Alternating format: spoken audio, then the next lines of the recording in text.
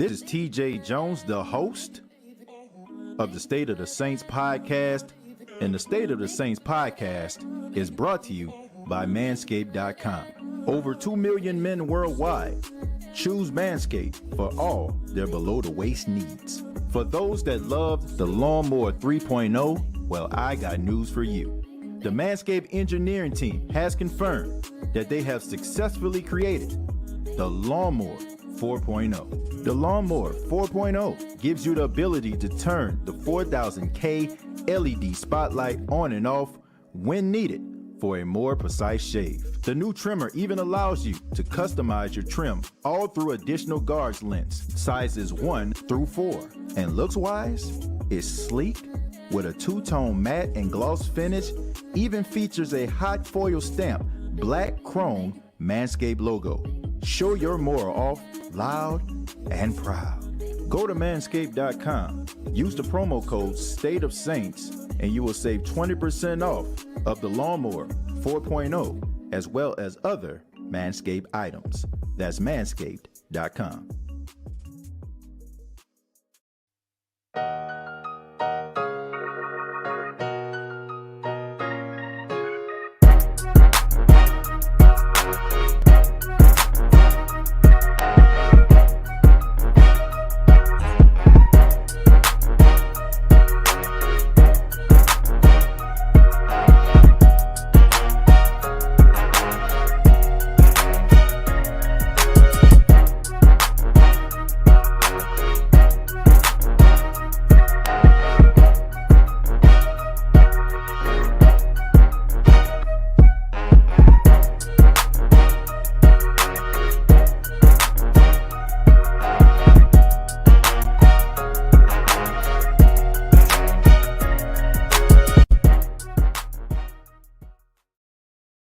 What's going on, Who Dat Nation?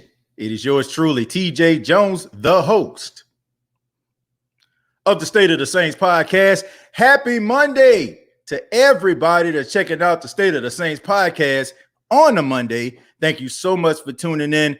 Got a good show lined up for you. Want to give a special shout out to everybody in the chat. Hope everybody had a good weekend.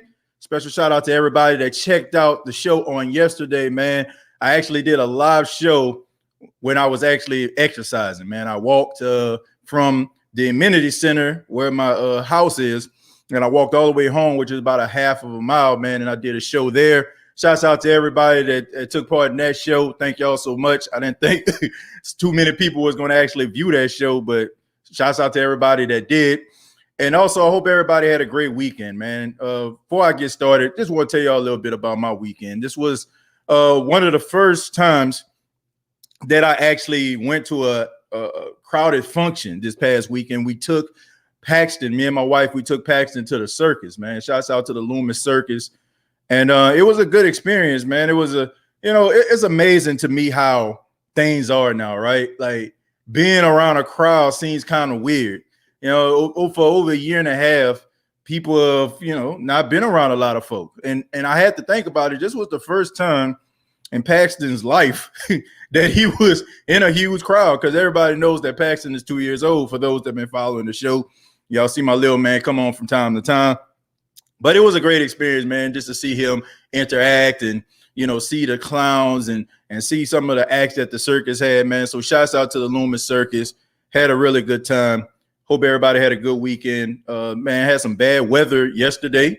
Some of y'all probably heard the thunderstorm that took place during the live, and I heard that they had some bad weather out in Louisiana as well. So hope everybody is safe. Everybody's protected and everything like that. And also, I want to say rest in peace to Governor. Some of y'all probably know who I'm talking about. Edwin Edwards was the governor in the 90s. Of course, his life was surrounded a little bit by controversy, but he will go down in history as one of the greatest governors Louisiana ever had. So I was a little bit too young to appreciate who Edwin Edwards was and some of his politics, but I want to say rest in peace to him. And also rest in peace to Tom Benson. Tom Benson's birthday is today. Want to recognize Tom Benson, a former owner of the New Orleans Saints. He was the owner until he passed away.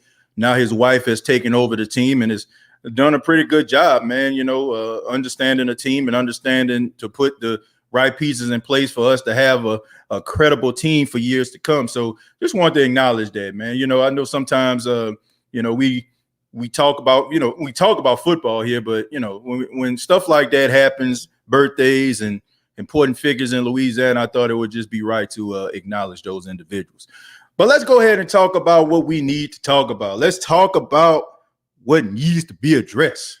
Okay, we seen a couple weeks ago that Ryan Ramczyk, justifiably so, got a contract extension, making him the highest paid right tackle in football, which he deserves. Ryan Ramczyk is an incredible offensive lineman, the best player on the Saints team, in my opinion. When we're talking about players and what they do, I think that he's very underrated as a player in the NFL.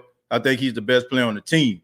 But let's talk about some of these guys that are next in line. Okay, we know that guys like Marshawn Lattimore, the number one corner on the New Orleans Saints team, who has brought credibility to the New Orleans Saints secondary, regardless to what anybody has to say. Okay, anybody has to say. I don't care what nobody say. People talk about Lattimore all day long. Oh, he missed this. He inconsistent. That Marshawn Lattimore to me is the best cornerback the Saints has ever had in my lifetime. Okay, some of y'all probably come up with some other cats that probably was playing in the 80s when I wasn't old enough to appreciate it. I'm a little bit of a historian, but I am smart enough to know there wasn't much to cheer about when it comes to New Orleans Saints at certain positions. To me, he's the best. And then you also have Marcus Williams, who is the ball hawk. Some people can't get rid of that 2017 moment out of their mind with the Minneapolis Miracle. They're doing themselves a disservice, not taking a look at how effective Marcus Williams has become as a safety. He's always ranked in the top 5 at his position, and he's only getting better. To me, he probably had his best season as a safety last season. And the Saints put a franchise tag on him. And they put a franchise tag on Marcus Williams because they understood that most likely if he was to go to free agency, he probably would have get picked up in the first 3 days. I don't care. I know people are like, man, you tripping, TJ. You tripping. No, I'm not. If Marcus Williams wouldn't have gotten the franchise tag, he would be on somebody else's team.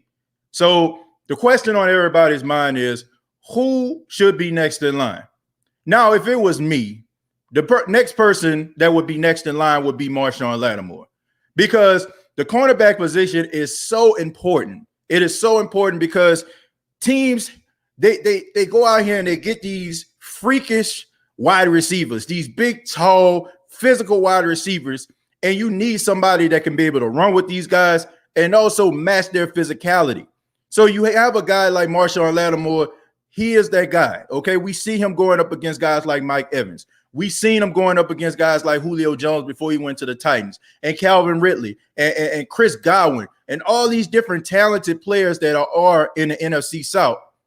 Now you got to think about Terrence Marshall being over there in Carolina. You got to think about DJ Moore being over there. You got to think about Robbie Anderson being over there. So you need that corner that you can match up with some of the best wide receivers in football and be comfortable enough to know that he is going to play up to his, the best of his ability. And Marshawn Lattimore, to me, is an elite cornerback. Okay. Now, depends on when he's going to look elite is up to Marshawn Lattimore. But we know if he sees a guy that is ranked high, people are looking at that wide receiver as the best wide receiver in football, he is up to the challenge. I've seen him neutralize guys like Amari Cooper, like Mike Evans, who I just mentioned, like some of these other key wide receivers that are out here. So to me, if I was a GM and I had the money and the means and the circumstance, I would pay Marshawn Lattimore first.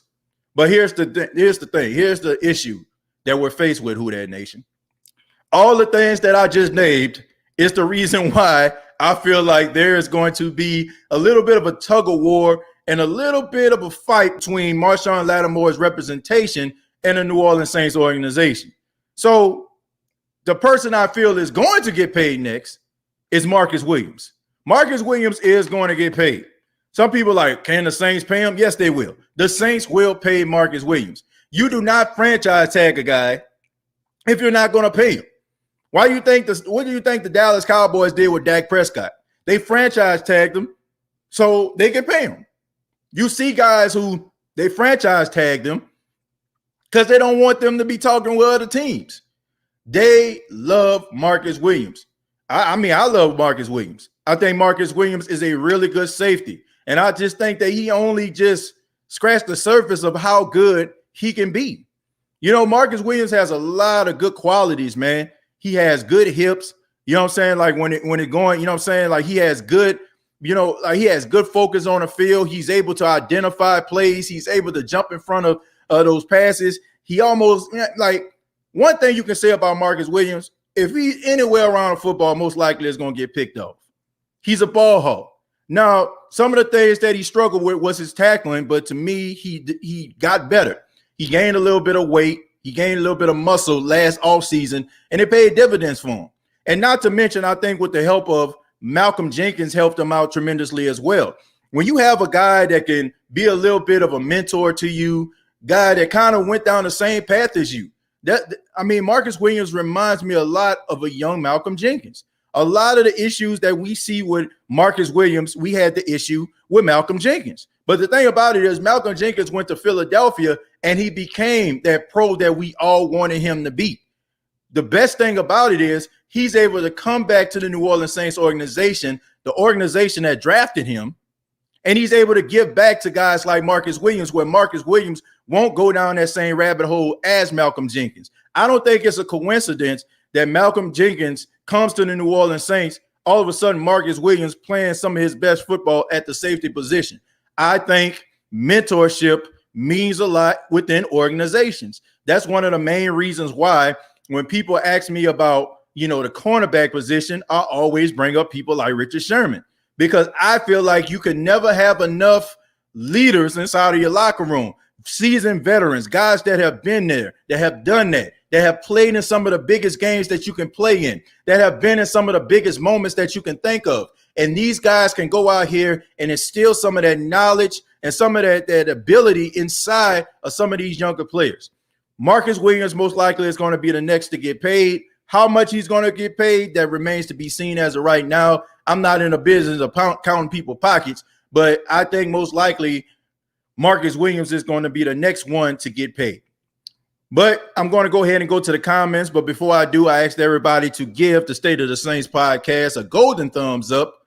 Let everybody know that you appreciate the show by giving a thumbs up. Special shout out to everybody that donates to the State of the Saints podcast. Thank you so much for making this show what it is. And I really do appreciate it. But let's go ahead and get started. We're going to start with Dennis. Dennis says, fact, TJ, he would have been signed ASAP. Absolutely, man. Marcus Williams wouldn't have lasted long. He would have been in that first tier of free agents. He would have been up there with the Trey Hendricksons and some of these other guys that are out here, that got signed relatively quickly. The Saints knew what they were doing with that franchise tag on him. As of right now, the franchise tag is about $10 million.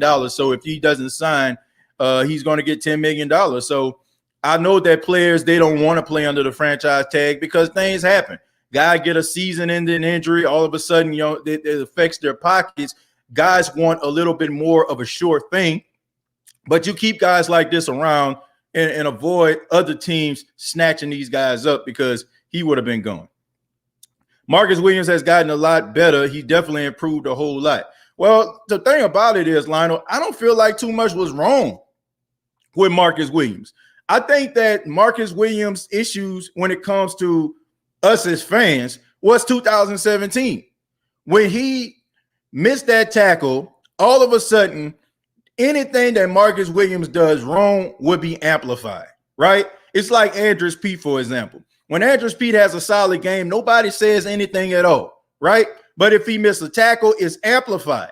You know what I'm saying? Because of the history of him in certain moments, looking crazy or falling on the ground or something like that. So a lot of people look at Marcus Williams and they base their opinions on 2017 for at least about 2 or 3 years that he's been in the league.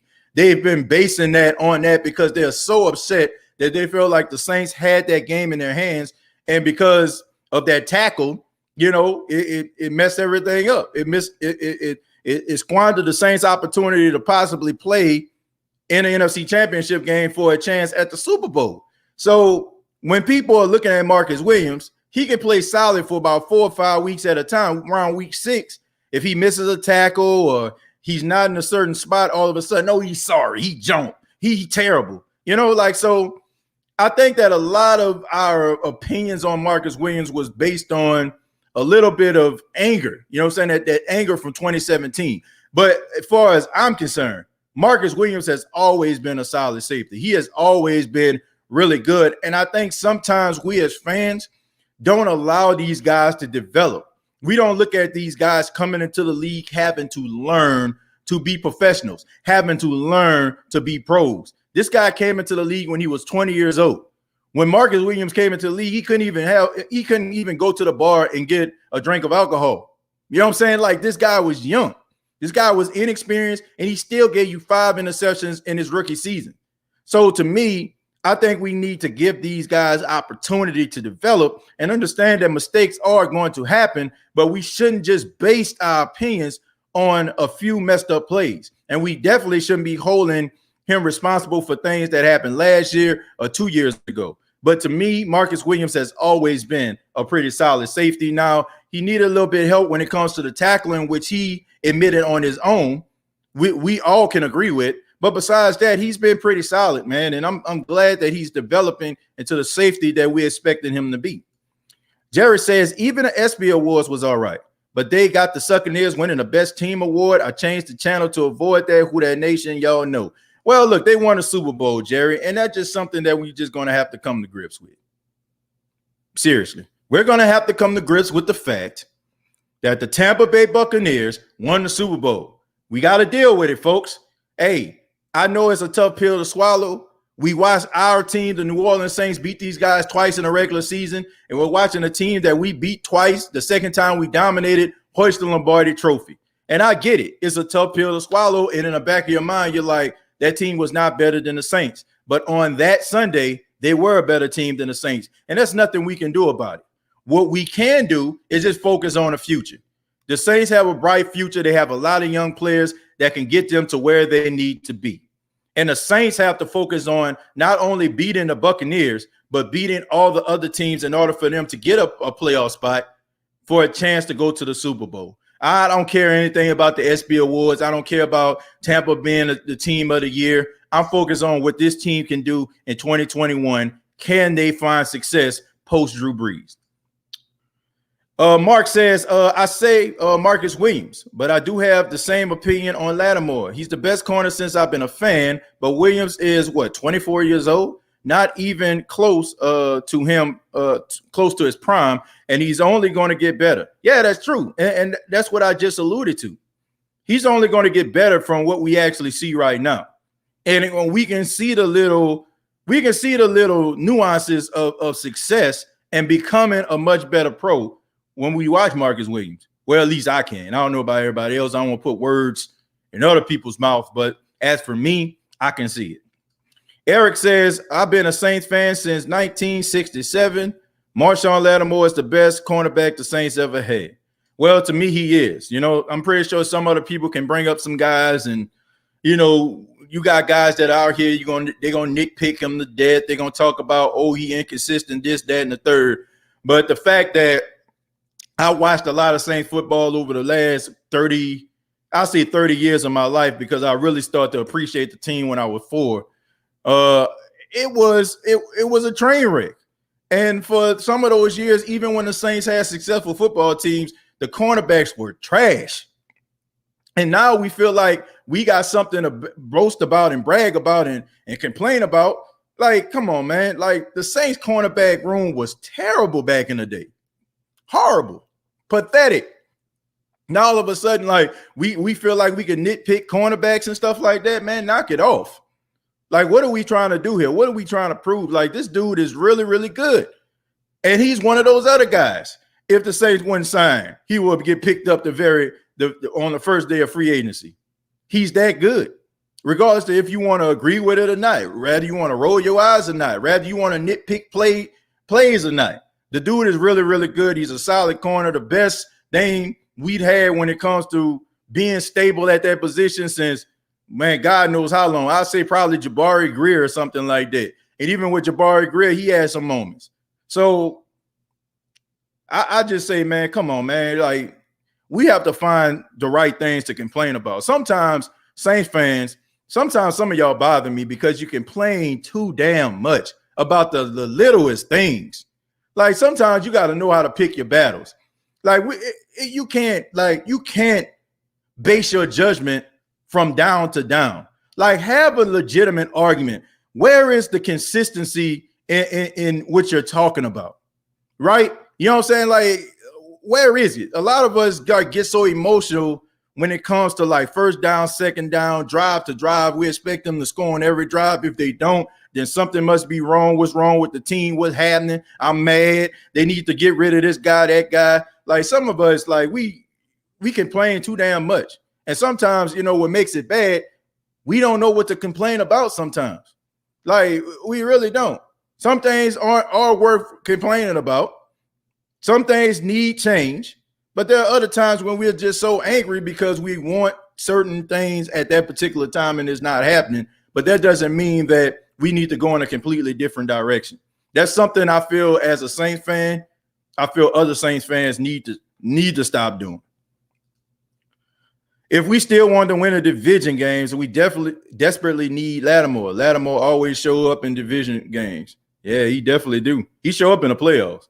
That's one thing we can say. He shows up in the playoffs. He handles his business in the playoffs. So, and in big moments, in big games, he shows up. You know? TJ, what's the market for safety right now in terms of going rate? I think between like $13 million or something like that. I want to say about $13 million. I think the is what the highest paid safety gets per year. I can't think of who it is. I can't think of who it is, but I read something that said it was like between $13 million. I think Winston is fitting to surprise a lot of people. He wouldn't surprise me if he comes out here and plays well. You know, like, people just act like this dude is just straight slaw or something. Like, he just awful. You know, like, I just don't get it. Like, I understand that we have our picks and chooses. I understand that we got our Taysom guys, we got our Ian Book guys, but Jameis is not a bad quarterback. He's not. Like, I feel like the circumstance that he was in, like, kind of caused a lot of the issues and problems and, you know, shortcomings in his career earlier, you know, because he went to an organization like Tampa that were trying to build something. I just think that people, between the 30 interceptions and the fact that Tampa won a Super Bowl this year, a lot of people feel like, oh, they just need to get rid of Jameis. But that was not the same team Tampa Bay had. That was not the same signal caller that they had. They were not running the same plays. And I just feel like, you know, in a different circumstance, I feel like the coaching is going to be different and the circumstance is going to be different, to a point where I feel like everything around Jameis is tailor-made for him to succeed.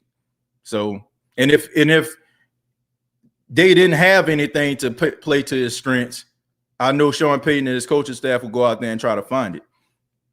Malcolm Jenkins saved Marcus Williams last year. I don't want to say he saved him, but I think that he probably was, you know, the mentor to Marcus Williams. I feel like maybe that extra guy, that seasoned veteran that can see the field a little bit different than some of these younger players. I think that probably could help him. But Marcus Williams has always been good, and he's always been able to diagnose plays pretty well. Just what the tackling was the issue. The physicality was the issue, but that don't seem to be a problem anymore. Marcus had a pick in a Vikings game that led to the comeback. Yep. But, of course, we don't pay attention to that, Kent. You know, people only pay attention to, you know, the outcome. You know, they didn't look at it that way. You know, the only thing that they can think of, oh, he missed that tackle. And, of course, you know what I'm saying, that's just something that people just can't get rid of. Marcus Williams is a top 3 free safety in every stat. Exactly. And that's the reason why, most likely he's going to get paid next. And that's the reason why the Saints wanted to franchise tag him. Daniel says, facts in fact. Derek says, what up, TJ? Marshawn Lattimore is the best corner in Saints history. he should get that bag next.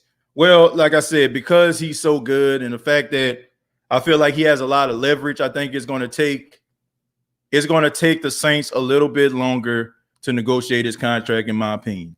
I think it's going to be a much of a smoother process when it comes to Marcus Williams. There's always a little bit of a tussle when it comes to like top corners. It's always kind of a bidding war, unless, a team just, they just look at this guy and be like, okay, man, we just need to go ahead and pay him. Even with people like Jalen Ramsey, when it came to the, with the Jaguars, it was a little bit of a tug of war. There's always that issue when it comes to the cornerbacks, but I'm pretty sure they'll get it done.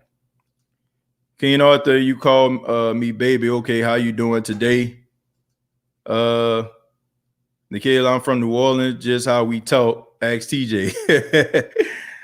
Laddie Daddy should be the bag next. He should be, but like I said, it's probably going to be some issues when it comes to the negotiations. Gabriel says, what do you think about Miraculous and Williams? Let's see. AF is a game that couldn't have failed. I'm sorry if I wrote incorrectly learning English.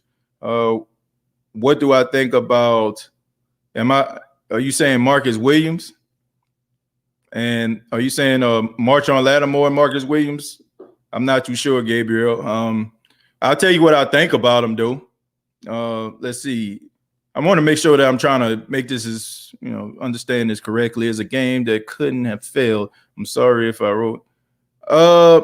What do I think about the Minneapolis Miracle? I assume that's what you're saying. The Minneapolis Miracle, if the game, if it didn't happen. Well, if it didn't happen, I'm trying to see if I understand you, Gabriel, but if the Minneapolis Miracle didn't happen, I feel like people would look at Marcus Williams completely different. Do I think the Saints would have beat Philadelphia? Probably not. There's a possibility, but I just feel like Philadelphia was stacked.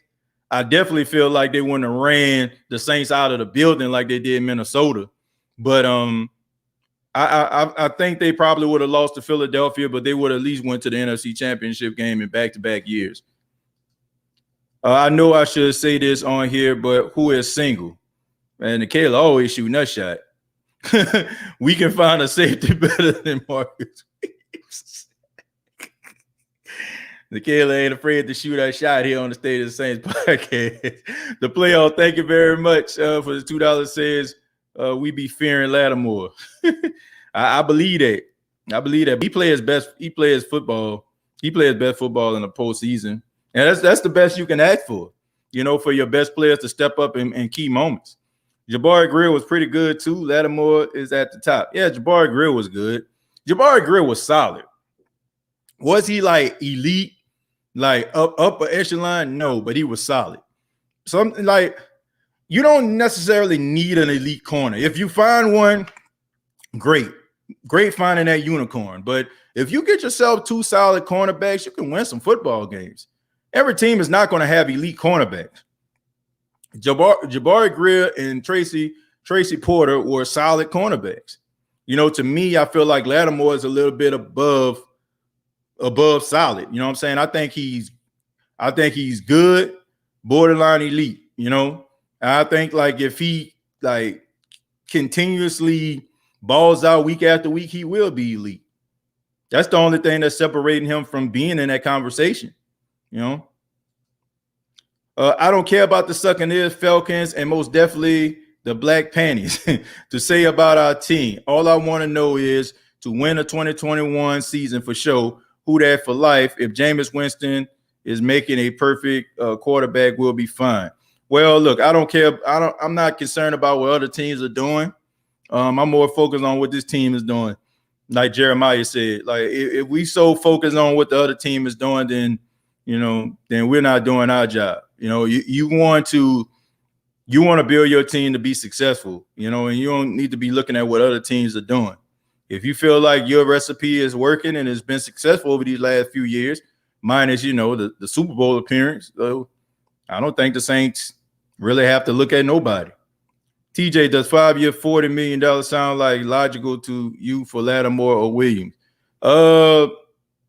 probably somewhere like Williams or Lattimore, I think, going to be a little bit more than that. I think that probably Lattimore probably going to get a 3-year deal. He probably, get like 3 years. About 3 years probably. If he gets a 5-year deal, it have to be like between $70-80 million. So I can see him getting like maybe like a 3-year deal. 3-year deal, maybe like 17 a year or something like that. I can see him doing something like that. Because I want to say like Ramsey and them making like 19. So between like 16, 17 a year for like 3 years would probably be suffice for him. When we talking about 5 years, they have to be a little bit more than that. Jabari and Marshawn are the best cornerbacks we had. Yeah, I would say that. In my lifetime, I'm pretty sure somebody else can come up with some other ones. ATJ, why they keep putting dirt on our team? They don't believe in our team. I just went on one of them talk shows. Well, look, I'm not concerned about that either. I know that I keep on saying this, but I don't worry about what the national media says about the Saints. I get it. Like nobody expects for them to win. Like for them, nobody expects for them to do anything without Drew Brees because that's what's been told to the masses. And no disrespect to any of the media folk out there, but some of these media folk are lazy as hell. Like they don't try to do their due diligence. They take cliff notes. They take some of the main topics and they run with it because maybe they're too busy trying to figure out what Tom Brady gonna eat for lunch and how his short game is in golf. I don't know, but there's some really good football teams in the National Football League, and if the media isn't doing their due diligence, some of them, not all of them, some of them really do their due diligence and they really believe what they're saying. They ain't worrying. They're not trying to get that intern from University of Michigan or Northwestern to give them all these different notes in order for them to sound credible. You got some out there that's really working hard to give you all the information. And I know because I'm one of them. I don't get behind the mic and lie to anybody. I give my opinion. Some people get ticked off by some of the things I say, but I can care less. Rather you know where I stand than for you to just think that I'm just out here throwing a whole bunch of nonsense out here. I feel like that's really doing your public a disservice. I feel like that's disingenuous. I feel like that's pretty nefarious. And anybody that's doing that, they need to stop it. The New Orleans Saints, to me, I've been following this team, like I said, for like 30 years. I've been in broadcasting since 2011, 10 years. I've been doing the show since 2018. And I know something about the New Orleans Saints. And I know for a fact this is a good football team. And people can come up with these different narratives and stuff like that all they want to. But I know that this is a good football team. And even though Drew Brees is no longer with the team, I still feel like this team is built for success. Period. Juan says, what is your take on the Saints picking up Richard Sherman? Juan, I kind of touched on that a little bit earlier. I think that it would be a good idea for the New Orleans Saints to pick up Richard Sherman for his leadership qualities and what he can do on the field. Is Richard Sherman the same Richard Sherman from back in the day? No, he's not. But he still has something left in the tank, and he has a lot of information he can share with some of these younger players that can help them become better pros, better players in general. So I would love to have him on the team. I mean, this guy been in big moments. He's been in a Super Bowl on 3 different occasions. And, I think that he would be a good fit for the New Orleans Saints. TJ, what's the likelihood we sign the entire 2017 draft class to extensions? Well, King Arthur, that's virtually impossible there because Alex Anzalone is no longer here. Trey Hendrickson is no longer here.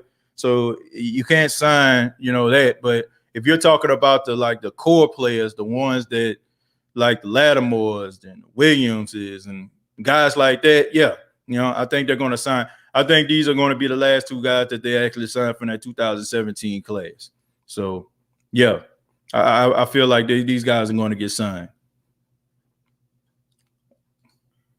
Marcus Williams, Ramczyk, Lattimore, who do you think will be a bargaining chip? None of them. None of them. I think that all of them are going to get signed. You know what I'm saying? Like none of these guys are going anywhere, in my opinion. They franchise tag Marcus Williams because they want to keep him. Lattimore, they're going to try to re-sign him.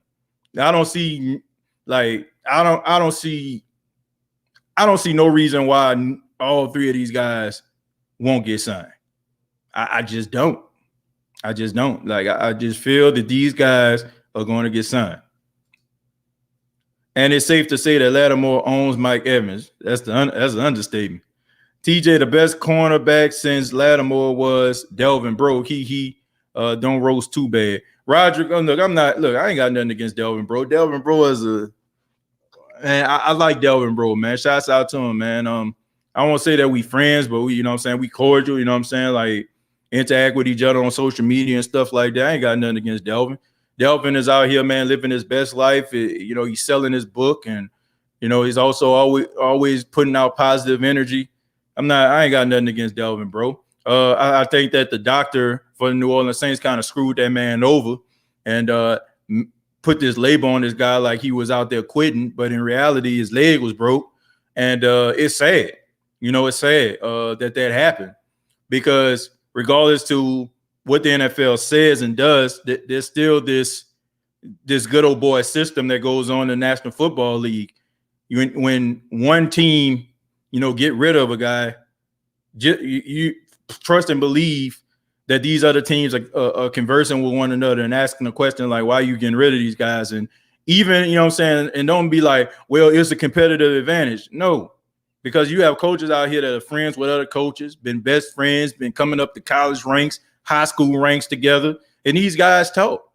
And I just feel like, there was some sabotage stuff going on right there. If you ever heard an interview with Delvin Bro, I have to say some sabotage stuff was going down, because you can't tell me that Delvin Bro wasn't good enough to play on nobody's team, even if it wasn't the Saints. Even if the Saints cut him, release him, or whatever, that he's not good enough to play on somebody else's team. That's ridiculous, man. This guy is like a legend in Canadian football. I want to say they retired. They put him like, I don't want to say in the Hall of Fame, but they definitely gave him some type of award or something like that in Canadian football. I can't think of what it is, but the dude was solid. And like the story of Delvin Bro was nothing more than heartwarming and motivational. I feel like some sabotage the fix was in for that dude. Like if the Saints couldn't keep him, look, fine, okay, it happens. Guys get released and teams going a different direction every year. For Delvin Bro not to be able to play on nobody else's team, nah. I seen this dude lock up. Julio Jones. If you locking up Julio Jones in a football game, guess what? You deserve to be playing on somebody's team. It don't get no better than Julio. And Julio was in his prime.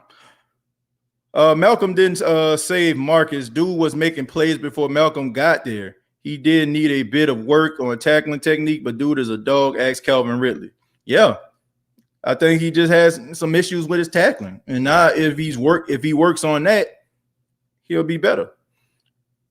I think we have to sign Lattimore than Williams, but I think the Saints will do it the opposite and franchise Lattimore next year. I don't know. I don't think so. I think the Saints want to go ahead and get this done right now. But they are going to sign Marcus Williams before Lattimore. That's just my opinion. I mean, because you really don't have to work against the clock with Lattimore because they picked up his fifth-year option. So you still got that fifth-year option out there right now. Now, teams want to be able to give these guys contract extensions within their fifth year when they're trying to keep these guys. And when you got a guy on a franchise tag, you definitely want to go out here and try to negotiate with this guy, because you don't want this guy to go out here and be playing ticked off, or, these agents really don't want these players to go out here playing on the franchise tag. I mean, too much is at stake. One bad play and your career is over. One bad play, you out for the year. And you're dealing with a season-ending injury coming back and trying to negotiate a contract. You have very little leverage. Keep in mind, Who Dat Nation, it's about leverage, man, when you're negotiating contracts. It's about leverage. You want to be able to leverage yourself and be able to get a lot of the incentives and the perks in your favor. You don't want to be at the mercy of other teams because we know 9 times out of 10, the team is going to do what's best for the team and not the player. Can I ask for a favor, please, sir? Can you do your podcast wrestling on Paul Orndorff? Mr. Wonderful has passed away at 71 years old today. Wow, man. Rest in peace to Mr. Wonderful Paul Orndorff. Definitely familiar with Mr. Wonderful. He was part of the one of the first WrestleManias. You know what I'm saying? Like, it was Roddy Piper and Paul Orndorff against Hulk Hogan and Mr. T. So I mean, Paul Orndorff, everybody know he had like a little bit of issues and stuff like that.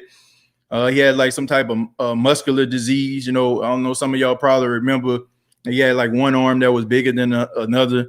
Paul Orndorff, man, I mean, this guy in his prime, I mean, one of the most amazing physical specimens that you're ever going to see.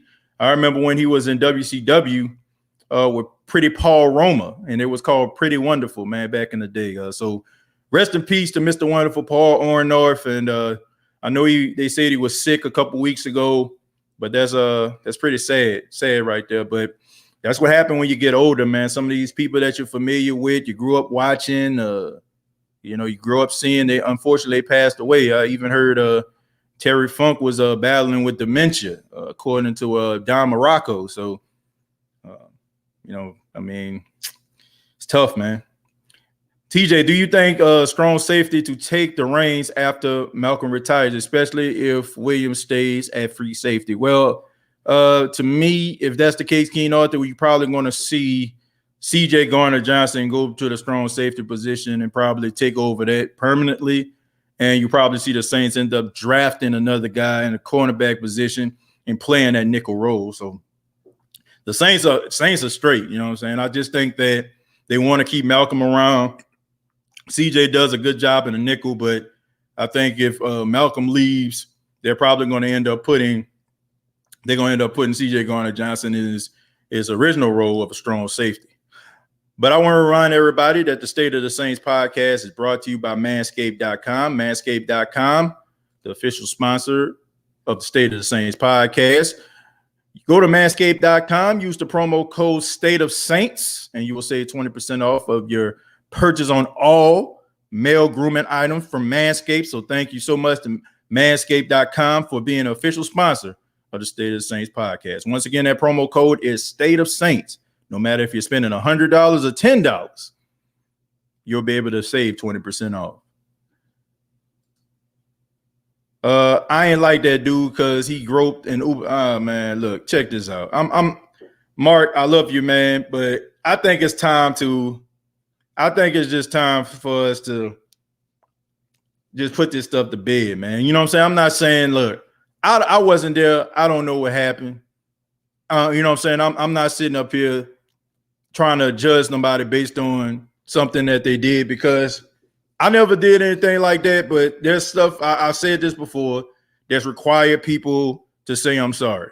You know what I'm saying? And no, I'm not an advocate for sexual assault.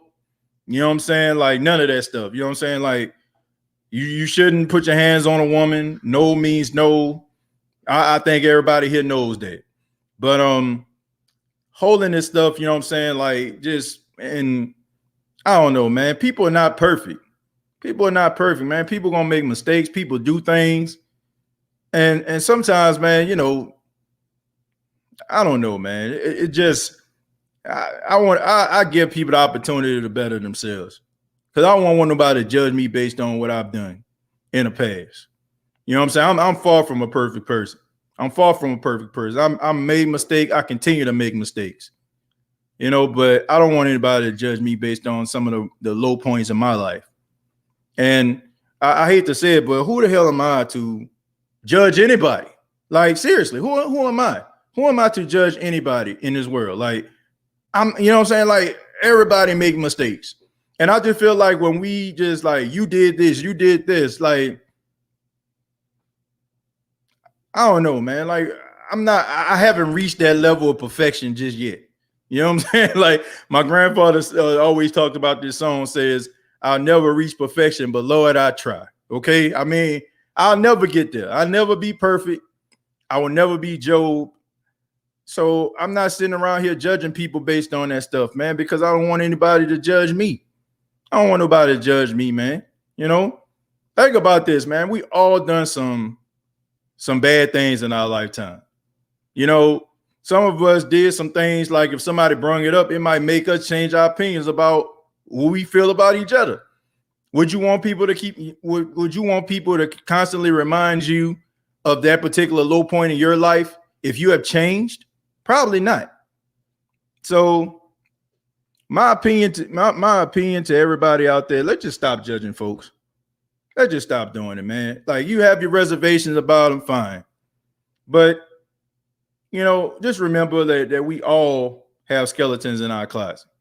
Some of us, if we open a closet, skeletons falling all about that thing, okay? You know, so keep that in mind. DeJuan said that was our problem in the playoffs. We lost against teams who we were better than. Yeah. I mean, look, that's the frustrating thing about it, DeJuan, that we lost to teams that we were better than. But it's unfortunate. But we're still here, still in 2021, still saying who that, still being optimistic going into the 2021 season. Moose says homegirl needs to go to a dating show, bro. Moose, hey, look, ain't nothing wrong with that, man. We've here at the State of the Saints podcast have accumulated over 64,000 subscribers, been downloaded 1.9 million times, and you know we're all on different platforms. We got 20,000 followers on Facebook page, and so you know somebody out there got to be single. You know what I'm saying? So if you can find love and find information about the Saints, why not? Man, TJ, soon as you said Jabari Greer, I instantly got a visual of him hyperextending his knee. Yeah, that was nasty. That was nasty right there. Ooh. Why you brought that up, man? We would have beat Philadelphia. It was Minnesota that was the only team that I was worried about in that whole playoffs. I don't know about that, Big Sean. I don't know if we would have beat them or not. I just think that they were just their year, man. Hard for me not to say that because they won. I bet they wouldn't like it if Jameis won a Super Bowl with us. Who we talking about here? We talking about the media? We talking about Saints fans? Who we talking about? Just saying woman in football is a good look. Yeah, I mean, shouts out to all the female lovers of football. I think if our defense is as good as it has been over the past 4 years, offensively, we'll be good enough to make the playoffs. Yeah, I think the defense has to be the catalyst this year. You know, we've been relying so much on offensive football that, you know, you got to take that time for the offense to develop, and in the process, the defense has to step it up. TJ, there's no sense in our team barking when we have real dogs. Yeah, you know, like, ain't no need for all that, man. These guys don't even like let that stuff bother them. I don't really see too many guys on social media talking, going back and forth with some of these fans and teams. And I think that's probably what makes, you know, a lot of these teams and fans of these teams mad, that they can't get under the skin of Saints players and fans like that, because they can't kill our morale. You know what I'm saying? They can't kill our love for the team. Even though he's well known as an Eagle, don't forget Eric Allen wore black and gold and made the Pro Bowl. But Dave Whammer was the first. Toy Cook was decent too. Just throwing that out there to the young ones. Eric Allen, I'm sorry, don't need to be nowhere near this conversation as one of the best cornerbacks for the Saints. Philly, yeah, he was pretty good. Bobby Abell, my good friend Bobby Abell. You know, like, I mean, so I wouldn't put him in that category. Toy Cook, I was young, but I knew who he was. Dave Whammer is one of those guys. I think he played like in the 80s, if I'm not mistaken. But he holds that title for the best cornerback in Saints history, Dave Whammer. So I'll put him up there, Toy Cook. But Eric Allen. All I have to say about that is hell no to the no, hell to the no. No, sir. No, I'm sorry. No. I love you though, Damian, but Eric Allen don't need to be in that conversation, man. No, sir. What up, TJ? Some Nashville weather is going on over here. Ramsey, don't you stay in North Carolina? I think Ramsey stays in North Carolina, if I'm not mistaken. Ramsey, where you stay? I want to say he stays in North Carolina because we had some bad weather came through here too, so maybe it's coming your way. TJ, reasons why they doubt us because Drew is gone, and we lost some players in free agency. Bottom line, so I can't wait until the season starts. Yeah, I mean, look, they have hyped up the Saints all these years, saying that Drew Brees is the is-all, be-all of the Saints. And when it came a time when he actually wasn't, the media didn't make the adjustment. That's the reason why I'm telling people right now, as much as I have respect for some members of the media who work hard, there's some out there that are lazy. And some of these guys, unfortunately, the ones that are lazy are the ones that we hear every single day, right? Because they're getting their cliff notes and they're getting their information from producers that are in their headsets and these interns that's burning the midnight oil to stay up, to give them points, to make them sound like they know exactly what they're talking about. It's lazy. Like if you haven't had an appreciation of how good this team has been, then you're blind. Drew Brees has missed 9 games in the last 2 years, and the Saints have went 8-1. So as far as I'm concerned, they're not doing their due diligence. If the narrative is what you're saying is the New Orleans Saints aren't as good without Drew Brees, then you haven't been watching the New Orleans Saints over the last couple of years, because they have been winning and they've been playing much better when Drew Brees has been out of the lineup. If you want to be honest, defense has played better. Offensively, he ran the ball more effectively, and the team plays more cohesively. So to me, if you're not paying attention to that, then you're not doing your job. Hey, TJ, I just finished my 50-50 workout a few minutes ago. Well, that's good to hear, Rudy. I went to the gym a little bit earlier today. Did a little bit of bench pressing, man. Stayed about 25 minutes on the treadmill. So trying to get in shape, man. Trying to sweat it out. TJ, I honestly think Paulson Adebo and Keith Washington Jr. can take the number 2 corner spot if given the opportunity. Well, look, I like to see what Keith Washington Jr. can do. I don't think he's being talked about enough. I think he's a rangy cornerback. The only thing about him is he's a little bit small. I think he gained a little bit of weight. Looking at him on social media, looked like he gained a little bit of weight and gained a little bit of muscle. So that's going to help him out. And Paulson Adebo, I think that he's going to be a really good, solid corner for the New Orleans Saints as long as he stays healthy. That's the important thing. What a lot of people don't realize is that Sean Payton is a better coach than Bill Belichick. I don't know about that. No, I have to disagree. I'm sorry. Like I know Sean Payton is a New Orleans Saints coach, and some of y'all probably gonna get mad at me for saying this, but I don't think that he is. We have seen Sean Payton for years hold on to stuff way too long. In my opinion, Sean Payton knows more about football than I will ever know. But I feel like he holds on to coaches too long, holds on to players too long. Bill Belichick runs his team, and he's not afraid to make those tough decisions for the betterment of the team. This dude got rid of the arguably the greatest quarterback of all time, okay? Like, this guy is not afraid to go out here and cut guys and bring guys in and know who to pay, when to pay them, how long to keep them around. I don't see that from Sean Payton. And then on top of that, in crucial moments and crucial situations, I see Bill Belichick making those adjustments. Sean Payton from time to time in those crucial situations, I just feel like, he doesn't make the right decisions. Now, I am a huge Sean Payton fan. Sean Payton, the greatest coach the New Orleans Saints have ever had. He's one of the best coaches in the league. You can say top 3, top 5, depending on how you're looking at it. But he is not a better coach than Bill Belichick. He is not. I'm sorry. That's just a fact. He is not a better coach than Bill Belichick. Bill Belichick is arguably the greatest coach of all time. And Sean Payton, he's probably like a couple more wins away from making the Hall of Fame. But Bill Belichick, he can retire tomorrow and he'll be a first ballot Hall of Fame. He's not better. I'm sorry. He's not better. He's not better than Bill Belichick. I'm not even gonna lie about that. And I love my Saints, but we gonna keep it 100 here on the Stage podcast. I can't do it.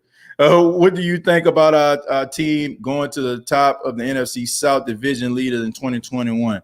Jeremiah, if they do, that's fine, but that's not a deal breaker for me. I don't care. I don't care, man. I don't care about the division. Y'all know where I stand. Some of these comments that I'm making, I sound like a parakeet.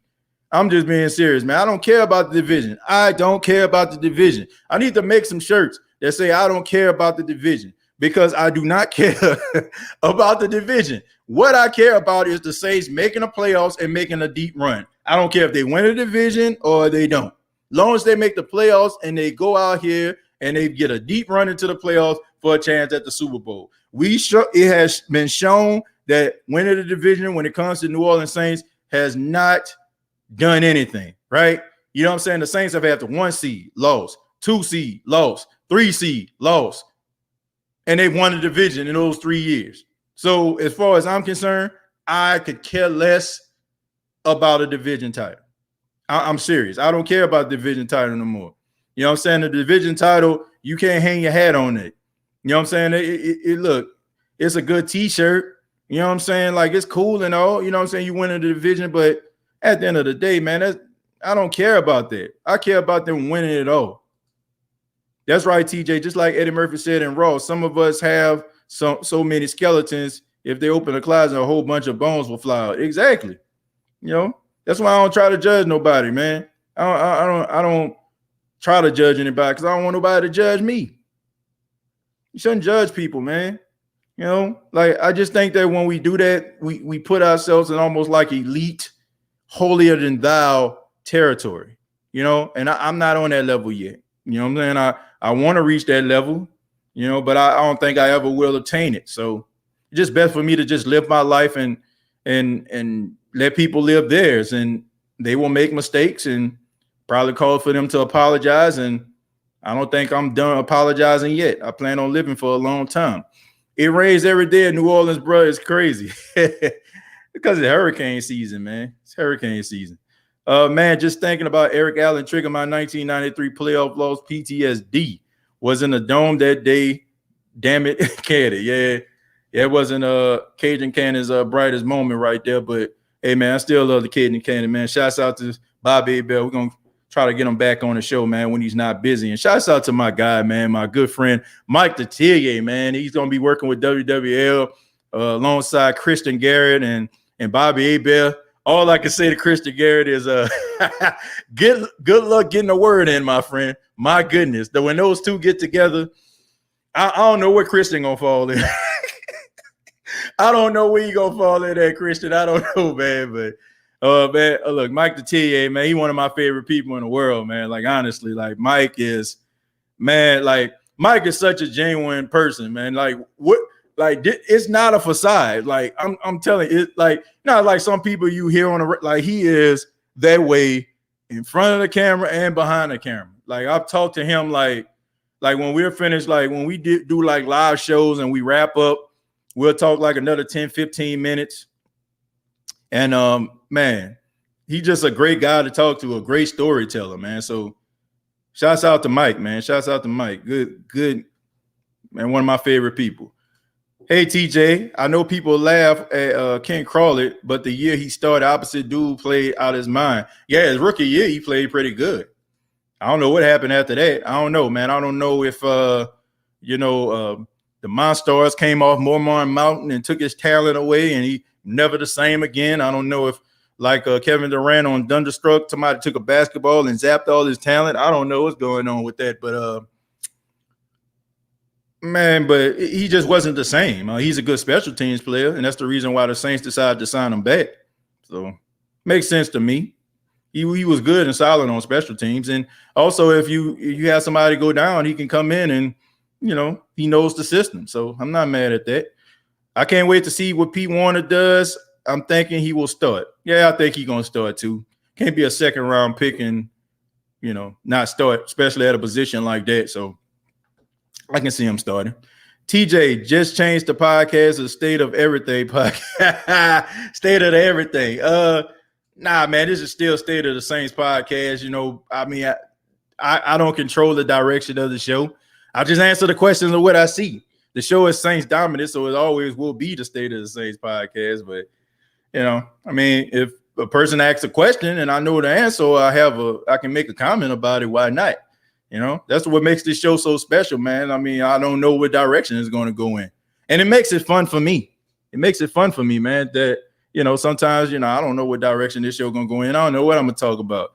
I start off talking about Marcus Williams, Marshawn Lattimore's contract. Then I start talking about Paul Orndorff, so you never know. But I enjoy this show, and I enjoy, the direction that it goes in. I think that we have a lot of fun here, no matter what the conversation is. I'm sorry Sean Payton does tick me off. Yeah, I mean, from time to time he does, because, we wonder to ourselves, like, what was he thinking on that play? I think sometimes, like, Sean Payton overthinks certain situations. I think he gets in his own way sometimes, I think that he makes things more complicated than what they got to be. I mean, that's just my honest opinion, but he's still a great coach. I'm assuming he has a decent 40 time. If we're talking about, Pete Warner here.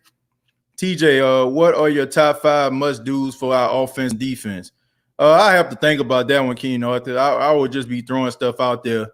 I'll be able to have an answer for your next show. I'll just be throwing stuff out there if I was to say that right now. And I don't want to do that. I want to make sure I give you a genuine answer. So I'll have an answer. Just ask me that same question next episode, and I guarantee you I'll have an answer for you. Who that? I'm excited for this season, no matter who, what, when, where. I want the Super Bowl. Well, Seth understands his pronouns. And I echo your sentiments, my friend. Seth, I definitely want that Super Bowl, man. Whether Aaron Rodgers start or not, Saints will destroy the Packers to open up the season. Jerry with the enthusiasm right there. I like that, man.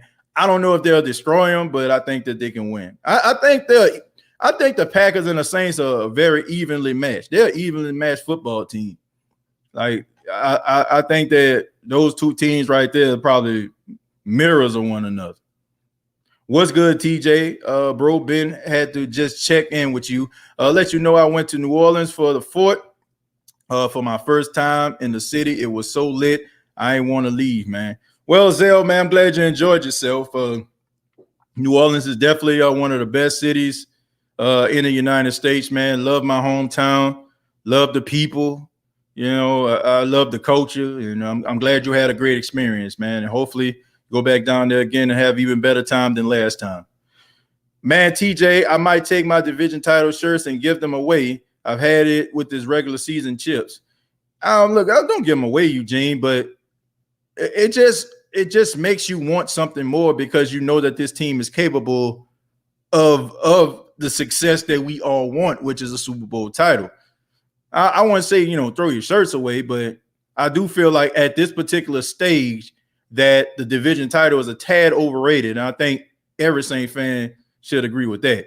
Hey, TJ, I did not tell you Eric Allen was an all-time great as a Saint. I said the guy made the Pro Bowl for the first year. It's only 3 cornerbacks in Saints history that did that. Yeah, I guess you can give him credit for that. And I will say that was during the time where the Pro Bowl actually meant something. So I'll give him credit for that. But I will say this. I think that a lot of the Eric Allen mystique came from him playing in Philly. And Philly was such a big market. And when he came to New Orleans, people probably seen him on a ballot and probably wasn't watching the Saints like that. But they're like, hey, it's Eric Allen. You know what I'm saying? Like, so that's just the way I look at it. Sometimes, like when guys go to other places, they made their mark and made their name at some other place. And they may not be the same player they was at that original place, but they carry that name, and teams and media people and players to give them the benefit of the doubt for what they actually did. So I think that was like one of those situations when it came to Eric Allen. The reason why I feel like he actually made the Pro Bowl. Between them two, Cannon, let me see, 2 Cajuns, Christian gonna be quiet, drinking tea in the middle. Yeah, man, those two, when they get together, man, them guys can talk. WWL radio will be entertaining with those 3 personalities. My goodness. Yeah, man, that definitely is going to be very, very entertaining. I'm not going to lie to you. That's always been a dream of mine to work for WWL. That's always been a dream of mine. And I still feel like it's attainable. You never know. Never know where my career is going to end up, ladies and gentlemen. Who that nation? But that's my dream. My dream has been to work for WWL Radio and to do what those guys are doing, like Christian and and Cannon and Mike, stuff like that. And shouts out to my guy Mark Menard, man. That's another one of my guys that work for WWL. Y'all probably heard him on the show a couple times, man. He's been on here. I'm gonna try to get my guy back. Shouts out to Mark if he's checking out this show. State of the Mac podcast, matchmaking supreme. Well, I ain't matchmaking. The chat is matchmaking. I ain't got nothing to do with it, man. So I guess if you shoot your shot, man, you never know. You never know. You might be Steph Curry or you might be Ben Simmons. Get in where you feel. TJ, glad you're doing your walking. The OG been walking since January. Yeah, man, I have to, man. I gotta stay in shape. Man. I dealing with type 1 diabetes and stuff like that, man. That stuff can like really mess with you and you can really get down. Like it really affects my mood sometimes, because I mean I'll be real with y'all. Sometimes when you're dealing with stuff like this, it makes you think about your immortality. You know what I'm saying? Like it makes you think about how long you're gonna be here and stuff like that, and how you want to be here. And I want to be here for a long time. And sometimes, when I think about that kind of stuff, it kind of gets me down, and it's hard to stay motivated to do that. But man, I plan on like really exercising, putting my best foot forward, and keeping this diabetes under control, where I can continue to be doing shows like this until I'm old and gray. I can't do it no more. Hey, TJ, I get the feeling that if the Saints don't sign a veteran cornerback, we will see Patrick Robinson start at cornerback opposite Lattimore to start the season.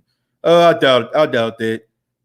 I doubt that. I think that the Saints are going to sign somebody. I just think that, training camp hasn't started yet. Training camp hasn't started. Let's wait for training camp.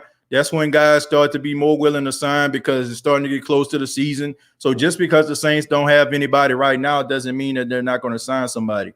I would just say let's see how training camp turns out. Michael Thomas finna be a downfield threat, not just slants, with Jameis throwing the ball down the field. Yeah, I think he's going to be able to run more routes and people are going to start to give him more credit, which I don't feel like he needs any other credit. I think this guy has proven himself as being one of the best wide receivers in football. So in my humble estimation, he's already an elite wide receiver. I'll be saying that if I wasn't a Saints fan. If TJ ends up being the next, Hap Goldie, we'll all be able to say who knew him back then. Well, I don't know who I'm gonna be. I'd rather be just the first TJ Jones. There's people that I idolize and look up to, but I like to say that I don't feel like I'm like anybody else. I don't think that anybody is like me. I feel like I'm unique when it comes to that. I like to think so. And I take a lot of pride in that. I like the fact that, people, can look at the podcast and they can see authenticity. And I feel like they're looking at somebody else. And like I said, I take a lot of pride in that, man, And I don't know if I got that person's name right. I honestly don't even know what that is. Can't wait to see the Black and Gold Breakdown podcast with you and Aaron, TJ. Yeah, me too, man. I'm looking forward to that. Speaking of which, man, I'm going to have Jameis 1 of 1 on the show Friday, State of the Saints podcast. Some of y'all probably know who he is. He's a mystery writer who has been following Jameis Winston's career since high school, and he's a guy that knows everything about, the ins and outs of Jameis Winston, and interested to get his opinion on that. I mean, he's been on shows like from Barstool and so many other broadcasts. So Jameis want to be here, and want to give a special shout out to Jameis Winston's dad, man, who actually asked me to look him up. So shouts out to Jameis Winston's dad, man, who watches the show from time to time. So shouts out to him. I don't know if he's checking out this show, but salute to you, sir, Mr. Winston. Appreciate that. And Jameis want to be here. Like I said, some of y'all may know who he is, but you do not want to miss this, man. He's a guy who, man, he followed Jameis Winston. He's been following him for a long time. So You might not want to miss that show. TJ, my company is doing the HBCU tour this year where we pop up on campus and do a big interactive art game event for the students. I believe we're going to hit a HBCU near you. Okay, let's see. I would have to say South Carolina State would be the closest HBCU to me, if I'm not mistaken. Yeah, it would be South Carolina State. That would probably be the closest one. If y'all hit up Jackson State, man, let me know. TJ, one of my favorite local sports shows is Inside New Orleans Sports with Eric Asher. If you haven't saw it, peep it out. He on the local radio.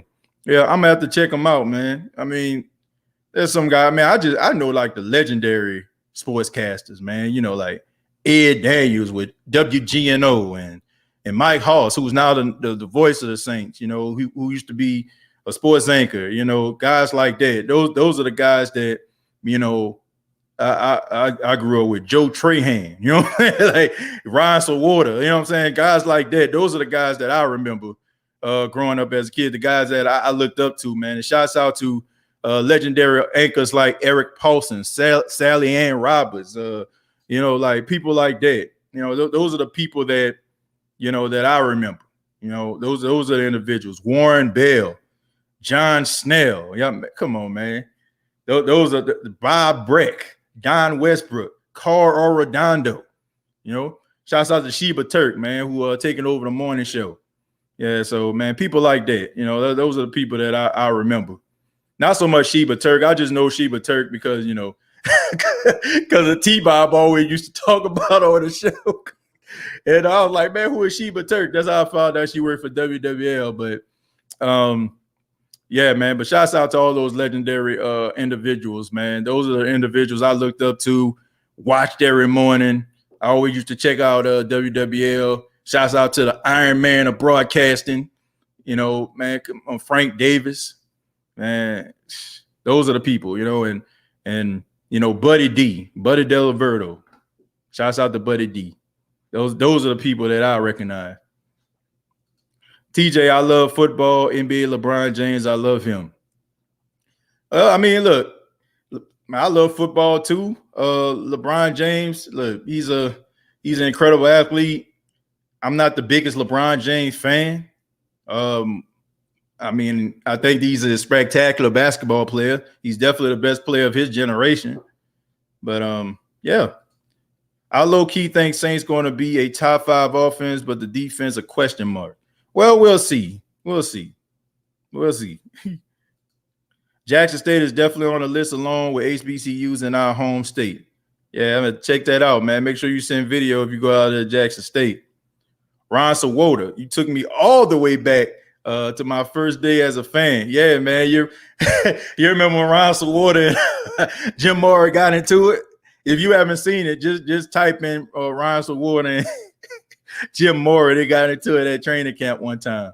That was funny. That was hilarious.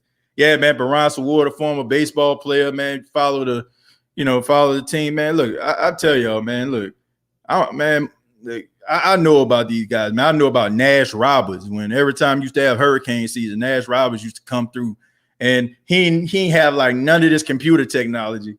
This dude would tell you where a hurricane was coming from with a chalkboard. You know, Nash Roberts used to be on it, man. Don Westbrook was the weatherman when I was growing up as a kid. Him and Bob Breck. I want to say who else was. There was a guy on WGNO. I can't think his name, man. But those were the guys that Bruce Katz. Yeah, Bruce Katz used to be the weather guy.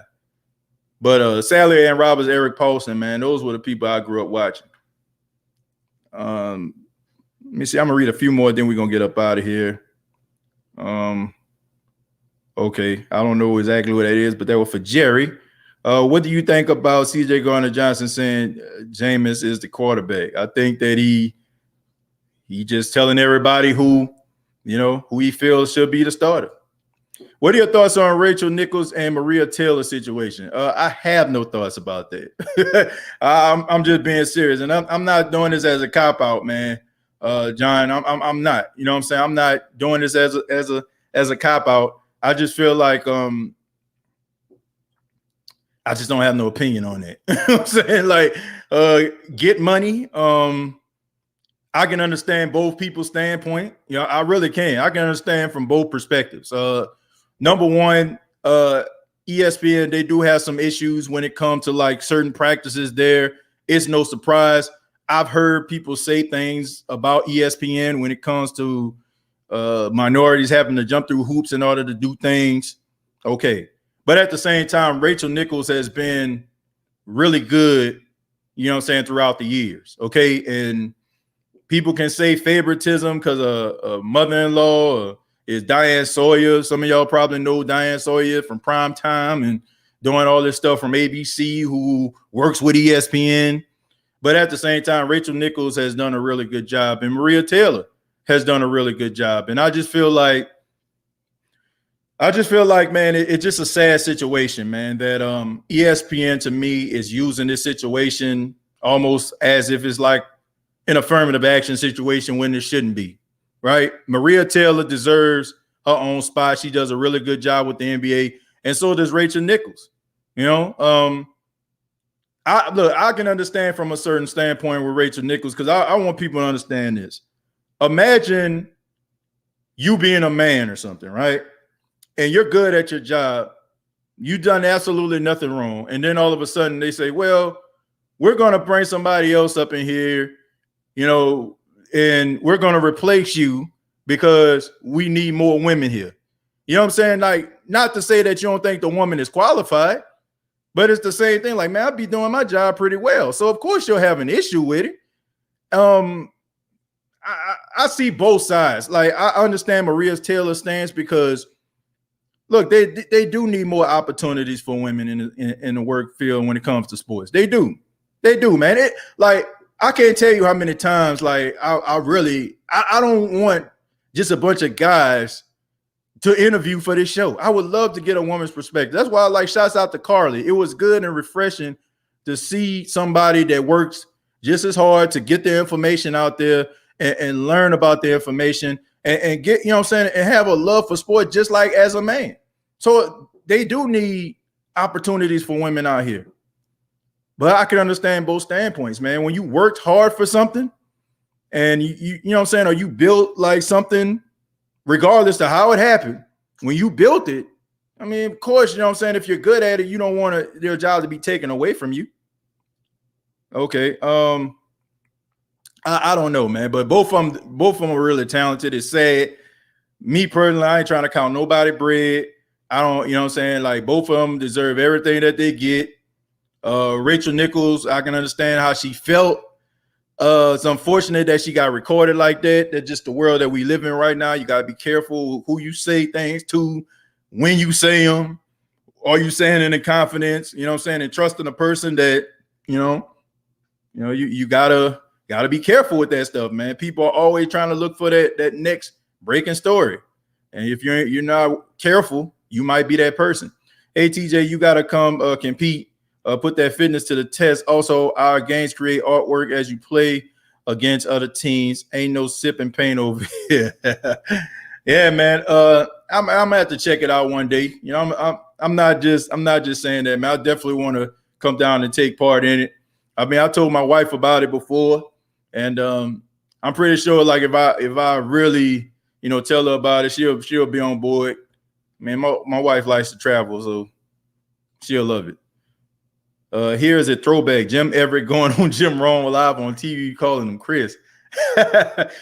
Scratch that. Chris Everett, everybody. Yeah, I know you've been saying this for quite some time, but if you call me Chris Everett one more time, we're going to have to go to commercial break. Well, I'm saying it right now. Say it. I bet you want to say it again.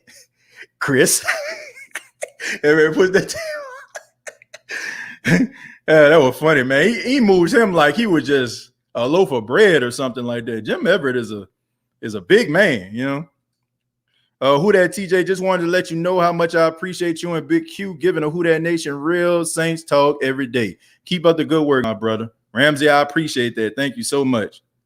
Let's see. Shout out to the Upper and Lower Ninth Ward in your hometown, New Orleans, Louisiana. Where you from? I'm from Memphis, Tennessee. I'm from the Ninth Ward, man. I was born and raised in Ninth Ward. And I moved around quite a bit, but it was just mostly in the Ninth Ward, but that's where I'm from, and how many times like we end up staying with my grandparents and stuff like that as a kid. They lived in the Ninth Ward my whole entire life, so that's why I say I'm from the Ninth Ward. That's where I'm from. That's the memories that I have. Nope, not doing too good at it. Let's see. Okay, trying. Consider I a man. Let's see. Faith-based workplace. I feel if we have a good D-line and above average cornerback play, we will have a top 10 defense. I agree, but they got to get to the quarterback more this season. We got to count on people like Cam Jordan and stuff. They got to be able to get the quarterback. TJ, are there any positions you're nervous about on the team? Nope, I'm not. Just call me naive, but I'm not. I'm not concerned about any positions.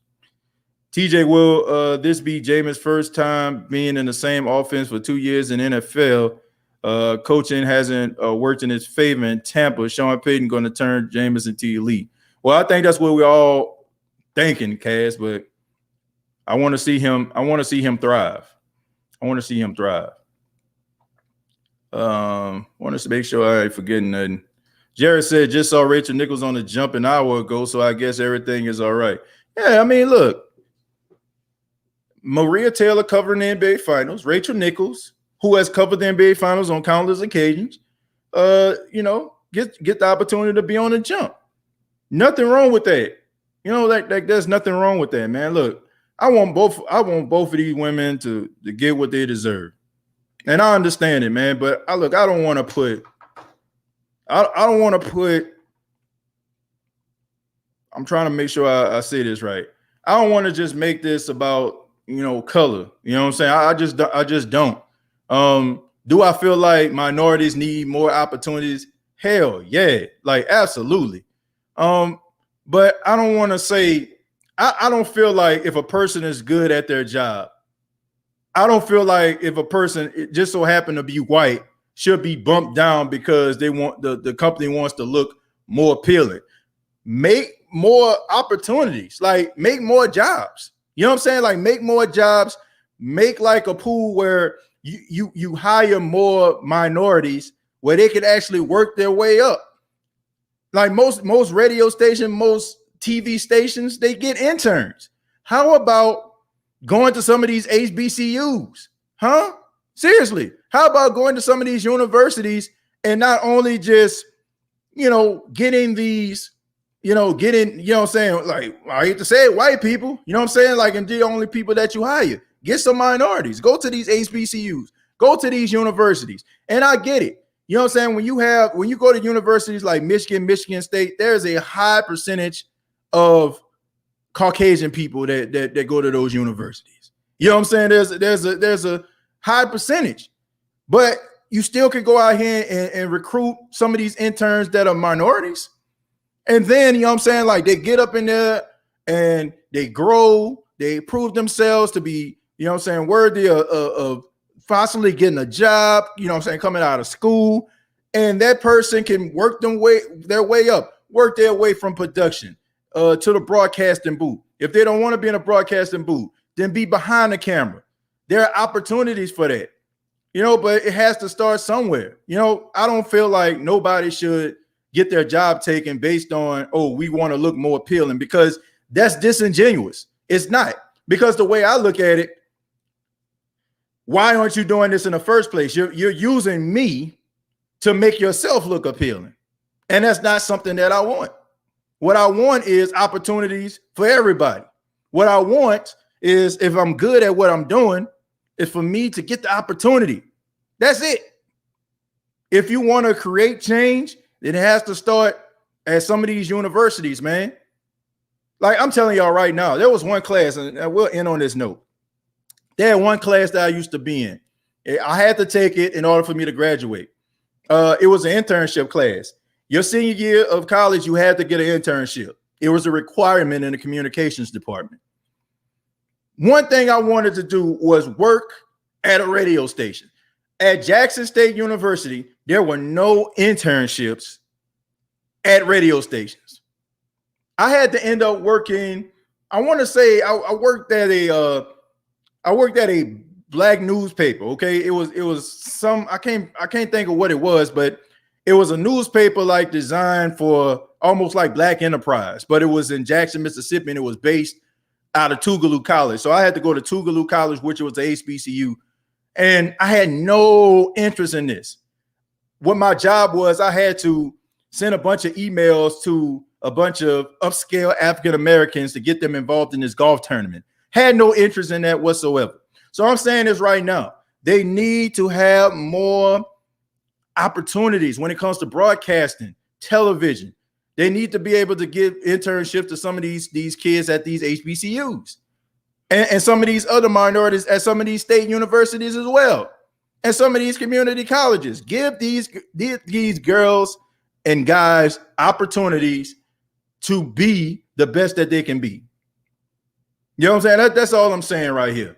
So we ain't got to sit around here and worry about taking this person's job so we can look good, give university appeal, or we're so worried about affirmative action. Bump all that. To me, let's eliminate affirmative action. Well, we, you know what I'm saying, like to a point where the best person gets the job, but give this person the best opportunity to be able to get the job. Give these people the opportunity to come up the ranks.